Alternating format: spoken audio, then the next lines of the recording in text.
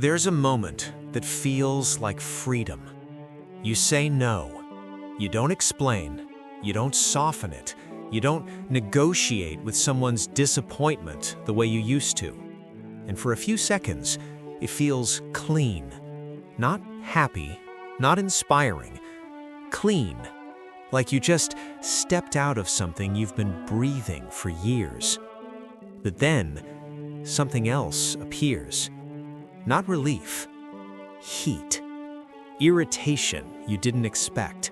A sharpness in your perception. A hostility in the air that may or may not be real. A sense that people are suddenly unbearable. Their tone feels manipulative. Their certainty feels arrogant. Their concern feels controlling. Their kindness feels strategic. Their jokes feel like weapons. And if you're not careful, you'll reach a quick conclusion. You'll think, I'm finally seeing people clearly. But what if the clarity you feel is not just clarity? What if it's projection? This channel doesn't teach, it reveals. And what it reveals here is uncomfortable. When you stop obeying, the psyche becomes exposed, and what isn't integrated inside you begins to appear outside you, everywhere. Carl Jung observed that the mind is not simply a rational observer of reality. The mind is an organizer of reality. It doesn't just perceive, it interprets, it fills in, it externalizes. It turns internal tension into external certainty. And one of the most powerful ways it does this is projection. Projection is not a moral failure. It's not stupidity. It's not a lack of intelligence. It is a psychological mechanism. A mechanism that protects the ego from seeing what it doesn't want to see in itself by locating it in others. But why does projection intensify after you stop obeying? Because obedience was not only behavior, it was a psychological arrangement. Obedience kept certain parts of you underground. It kept your anger contained. It kept your selfishness disowned. It kept your desire for power hidden under morality. It kept your fear disguised as kindness. Obedience was a mask, but it was also a lid. And when the lid comes off, what was contained doesn't disappear. It rises. Sometimes it rises as emotion. Sometimes it rises as judgment. And judgment is often safer than emotion, because judgment feels like certainty.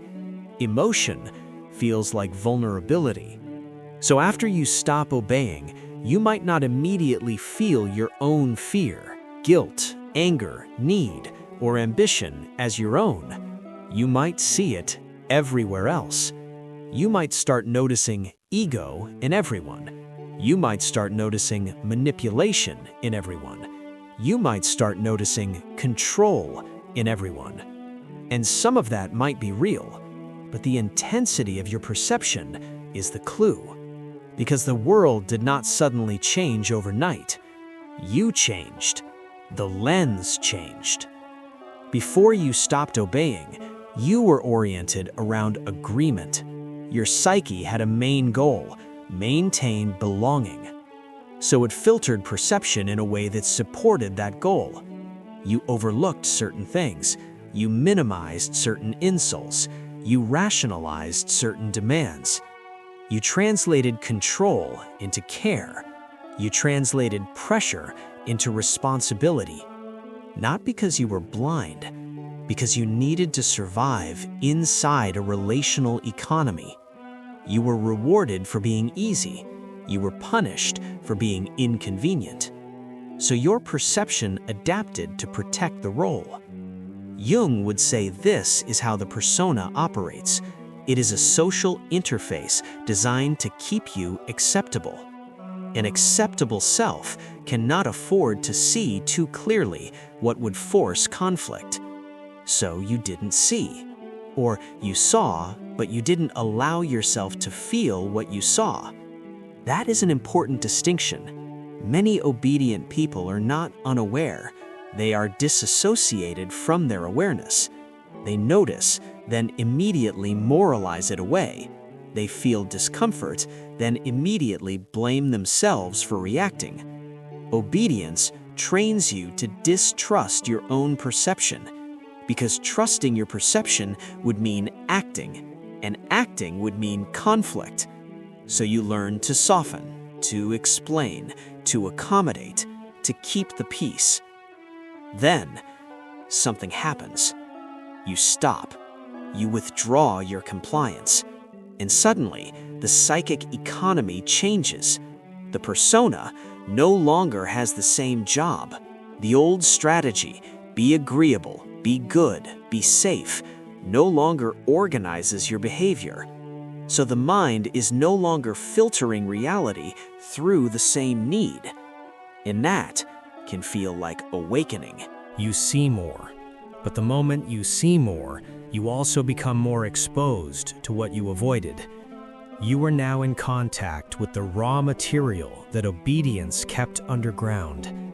Anger, contempt, desire, ambition, the wish to be left alone, the wish to be powerful, the wish to refuse.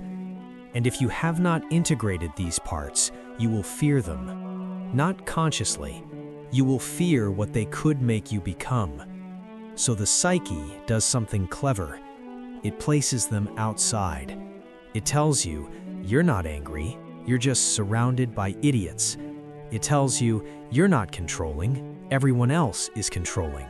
It tells you, you're not contemptuous, people are just unbearable. This is projection, taking what is yours psychologically and locating it in the world so you can respond to it without owning it.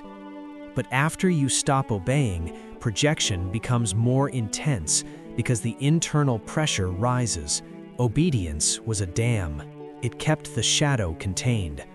Jung's shadow is not simply bad, it is the part of you you disowned to maintain your identity. If you built your identity around being good, your shadow holds your cruelty. If you built your identity around being humble, your shadow holds your pride. If you built your identity around being selfless, your shadow holds your selfishness. If you built your identity around being calm, your shadow holds your rage. None of these qualities are evil by default.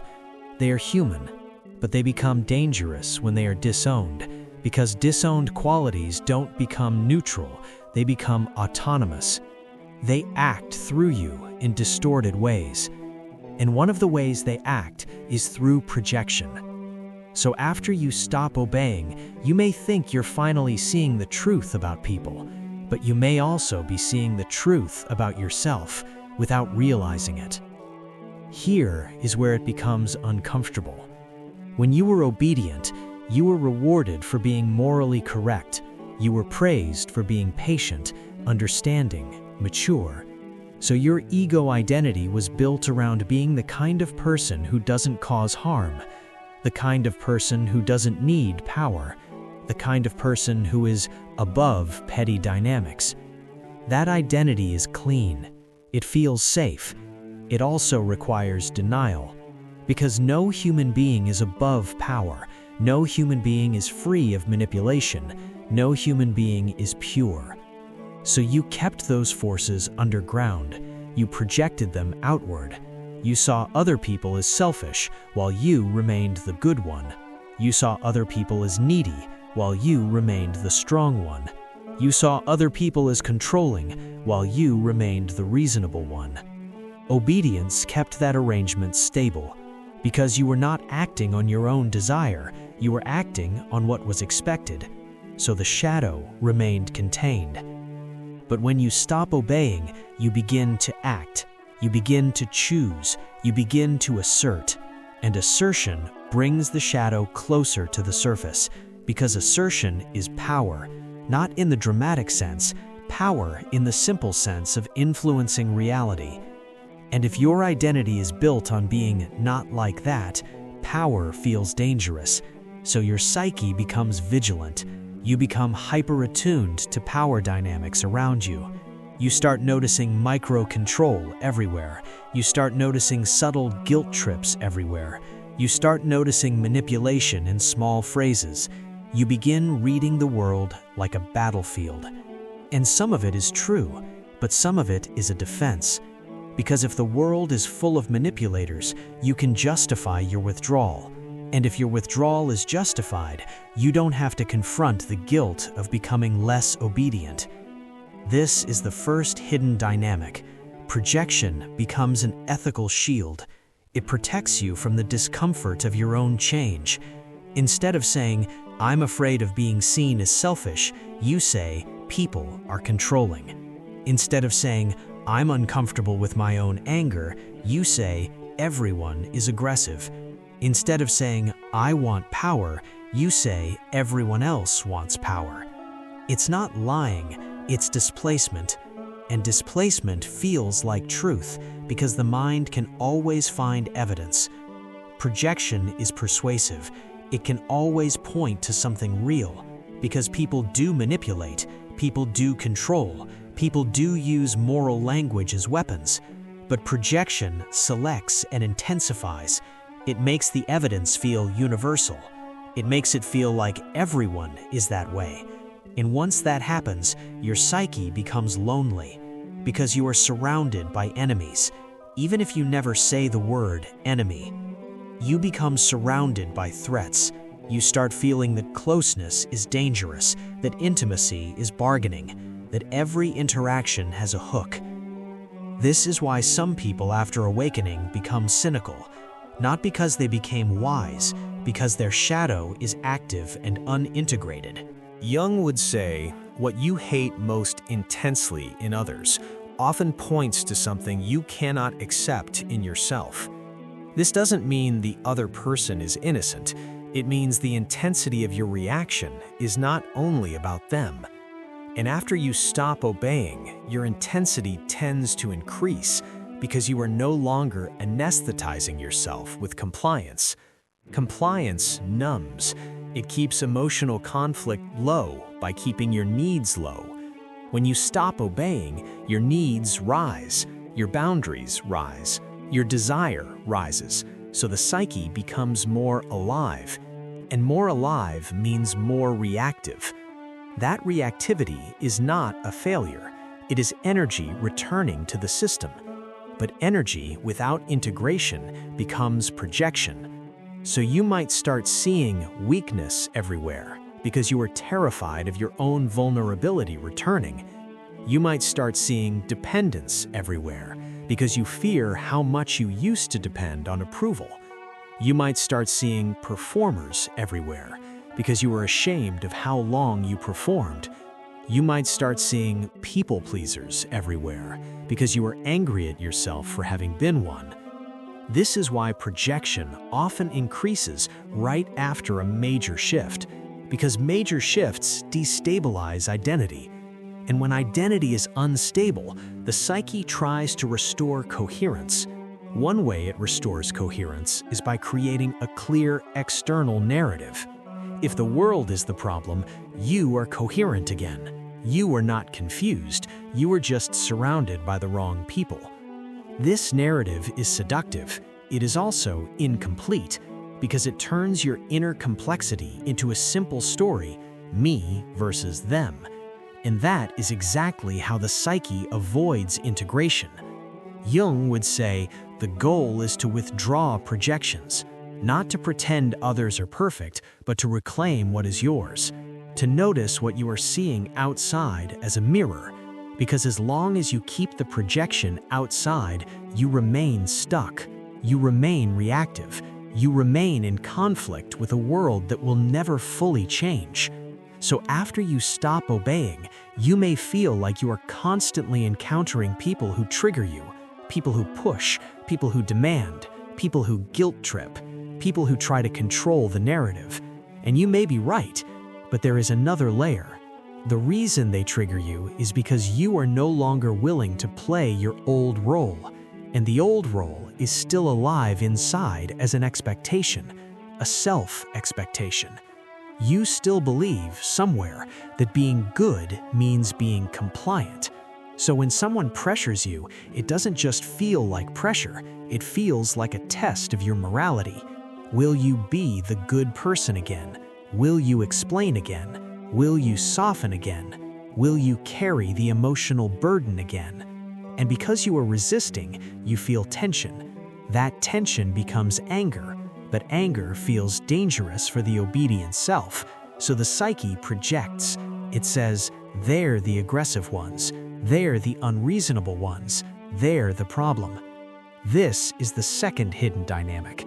Projection protects the obedient self from the shame of becoming assertive. Because when you become assertive, you risk being seen as the villain. You risk being misread. You risk losing moral approval. And moral approval is addictive. So projection helps you keep it. It lets you say, I'm not being selfish, I'm protecting myself from toxic people.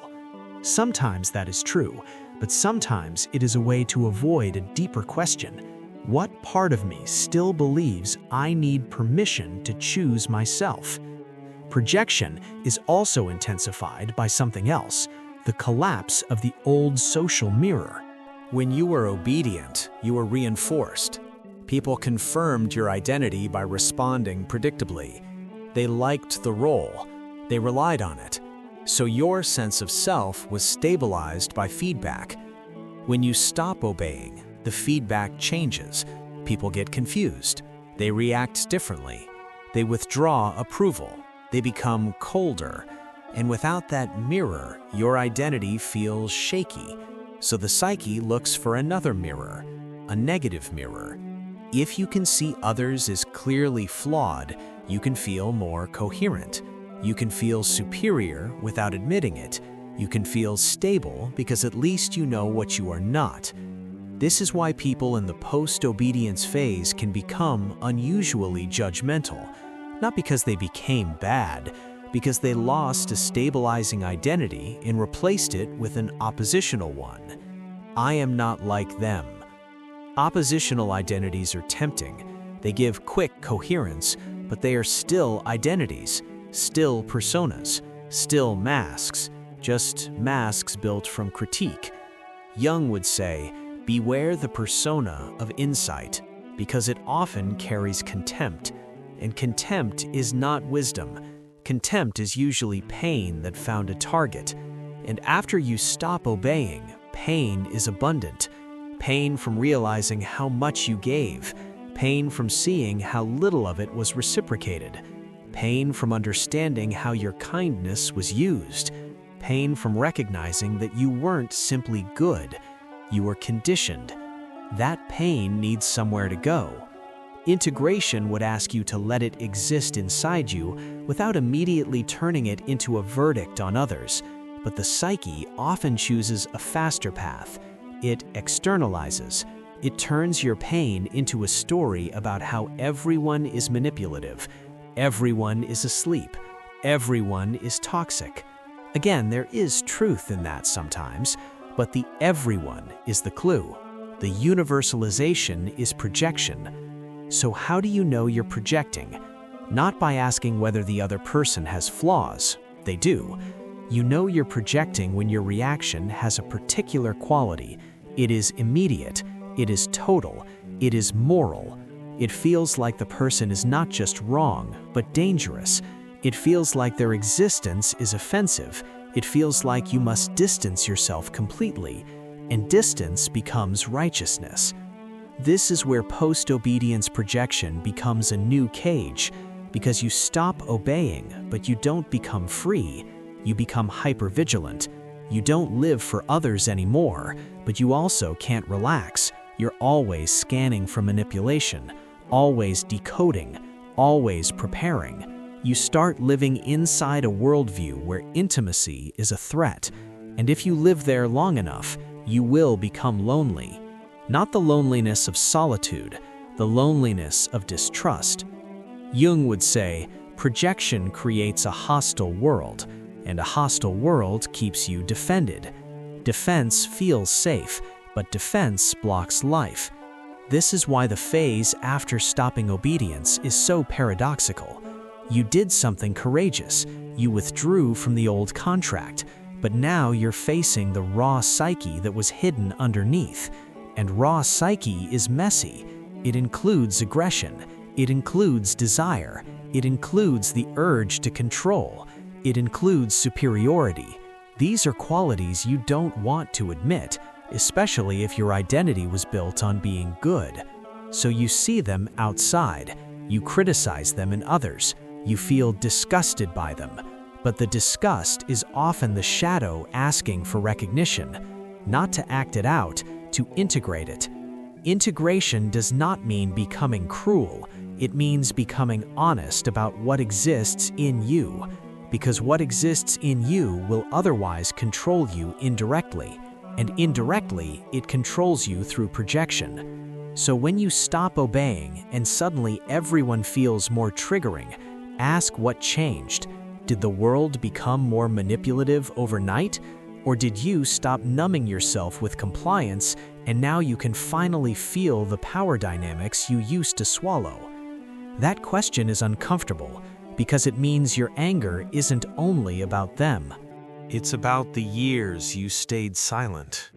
It's about the times you explained when you wanted to leave. It's about the moments you smiled when you were being pressured. It's about the inner betrayal you normalized. And that anger is valid, but if it stays projected outward, it will poison your relationships. It will make you suspicious of everyone. It will keep you isolated. It will create a new identity, the one who sees toxicity everywhere. Jung would say that identity is not individuation, it's compensation.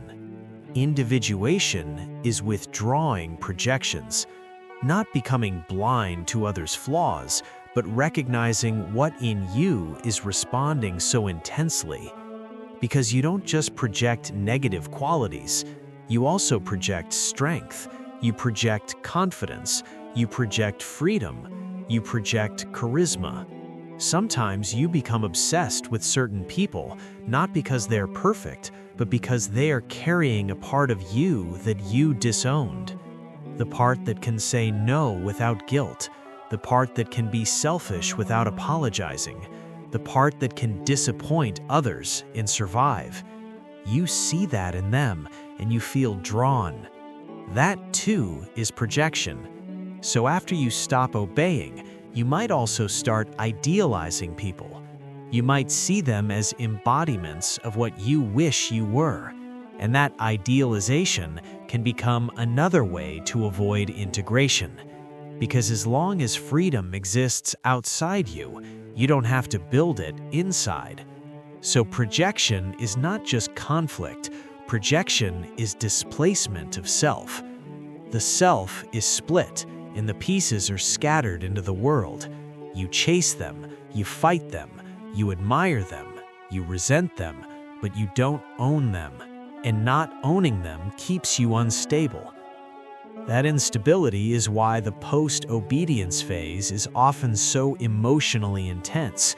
You are reclaiming parts of yourself, but you are doing it unconsciously, so it comes out sideways, as judgment, as hostility, as sudden disgust, as a need to cut people off, as a moral certainty that feels like protection. Sometimes cutting people off is correct, sometimes distancing is necessary, but Jung would warn you, if you cut off everyone, you may not be protecting yourself from them, you may be protecting yourself from your own unintegrated shadow. Because integration happens in contact, you need friction, not constant conflict, but real interaction, because interaction reveals what triggers you, and what triggers you reveals what you haven't owned. So the real question is not whether others are flawed. They are. The question is why their flaws feel personal now, why their tone feels like an attack, why their expectations feel like control, why their opinions feel like manipulation. Sometimes it's because you're finally seeing reality. Sometimes it's because you're finally seeing the part of you that used to submit, and that part is terrified.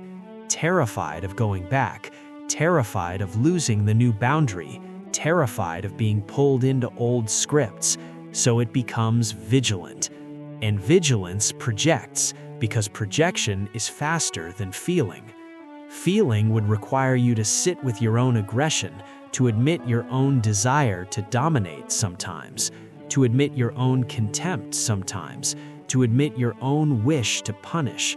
You don't want to admit that, so you see it in others, and you fight it outside. That fight can be addictive because it gives you a clear enemy, and if you have a clear enemy, you don't have to face the ambiguity of your own psyche. Jung would say, the enemy outside often protects the conflict inside.